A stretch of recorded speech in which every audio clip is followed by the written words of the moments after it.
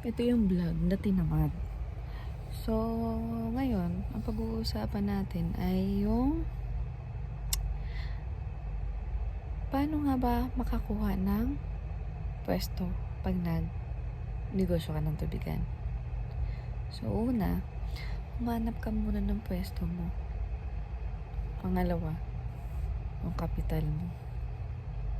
Punan. Pangatlo, ready ba yung utak mo? Ready ba gumawa ng negosyo? Pang-apat,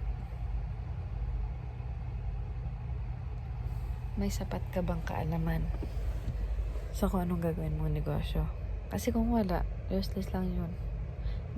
Useless. Wala. Pang-lima, huwag mo iasa sa iba yung negosyong gagawin mo. Gawin mo mag-isa. Gawin mo mag-isa. Kasi wala eh. Iasa mo sa iba, pamilya, angkan, walang mangyayari ba eh. Malulusaw lang puhunan mo, ubos ka pa. Pero tingnan mo, tigyawat kong dami. So, kung gusto mo magnegosyo talaga, aralin mo. Aralin ha. Tulad ko.